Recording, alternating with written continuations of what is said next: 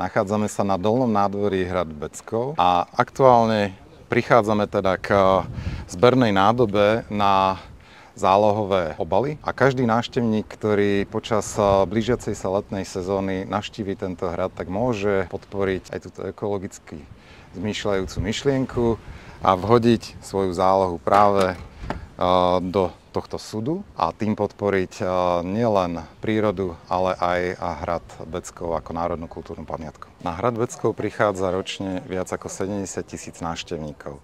Samozrejme, títo návštevníci prichádzajú za zážitkom, za zábavou, za poznaním, ale samozrejme prinášajú so sebou aj určité druhy odpadov. Preto sme sa rozhodli tento rok vytvoriť aj zberné nádoby, ktoré sú v tvare krásnych dubových sudov. Každý návštevník teda môže triediť tieto svoje odpady a tým podporiť nielen ekológiu, prírodu, ale aj túto krásnu národnú kultúrnu pamiatku. Každý návštevník, ktorý príde na hrad Beckov, tak svoju fľašu, nádobu, plechovku, ktorá je označená symbolom Z, môže vhodiť práve do týchto krásnych štilizovaných sudov, ktoré sú na to určené a sú aj označené týmto Z-kom. Keď ju tam vhodí, tak ten systém funguje zhruba takým spôsobom, že so správcom zálohového systému raz za čas naplnené vrecia zameníme za financie, ktorých objem je teda 15 centov za jednu vratnú nádobu. No a tieto finančné zdroje, ktoré takýmto spôsobom vieme získať, samozrejme vrátime naspäť do hradu vo forme jeho obnovy. Zálohový systém na Slovensku už aktuálne má viac ako 3300 odberných miest. Ide o štandardné odberné miesta, ktoré sa nachádzajú na prevádzkach, u predajniach. Na druhej strane my stále hľadáme priestor na to, aby sme teda rozvíjali spoluprácu aj s inými alternatívnymi možnosťami odberu.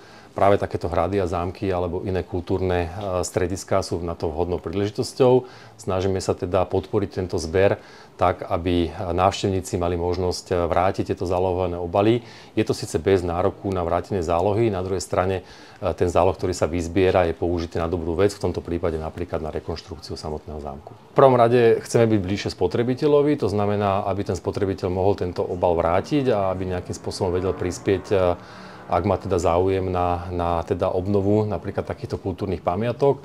Zároveň samozrejme znižujeme aj množstvo toho voľne pohodeného odpadu. Častokrát najmä zahraniční turisti nie úplne jasne vedia, ako funguje záloha na Slovensku, nevedia, kde tieto obaly vrátiť a preto sa môže stať, že tieto obaly voľne pohodia. Práve takéto možnosti ich vrátenia si myslím, že zvyšujú možnosť znižovať tento voľne pohodený odpad.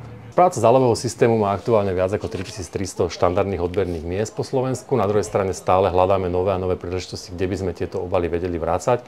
Práve miesta, ako sú hrady a zámky, ktoré sú často navštevované v lete nielen slovenskými, ale zahraničnými turistami, pokladáme za vhodné miesto, kde tento obal je možné vrátiť.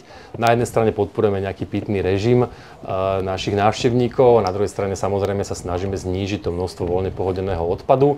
A tie obaly, ktoré sa dobrovoľne vrátia na týchto miestach, sú potom použité aj na dobročinné účely alebo na rekonštrukciu tohto hradu v tomto prípade.